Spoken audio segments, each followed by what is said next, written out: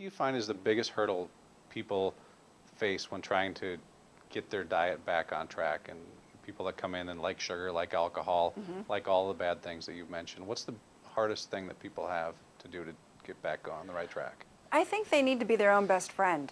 First of all, I don't like the word diet.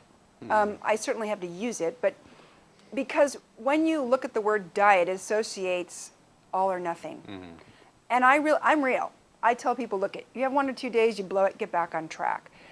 Don't go in with that approach. Go in with, let's just go at this and give it the best I can.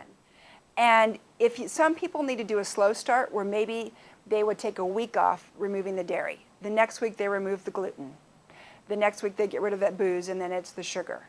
Some people are more kamikaze and they can do it all, but the reality is that most of those cravings that drive them to go back that's the yeast saying, feed me.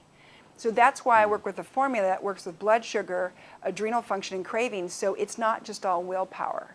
And that's really what people need to know, is that it's usually the blood sugar issues and adrenal function that's making those cravings, along with the candida, that makes it so unsuccessful.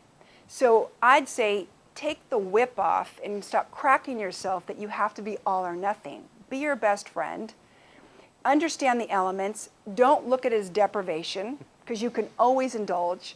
Look at it as, I'm going to give myself a 30-day window here to remove infection and inflammation.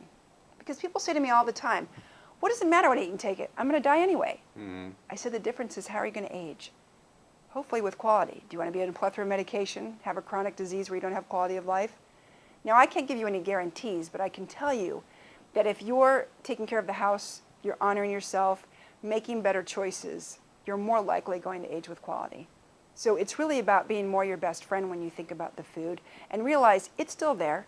And when you finally do clean up and you commit for that 30, 60, 90 days, whatever you choose to do, then this is the key. You find a new moderate point. And the moderate point is not having a glass of wine every night. It might be once or twice a week you indulge. The rest of the week, you eat cleanly. And I think that's success.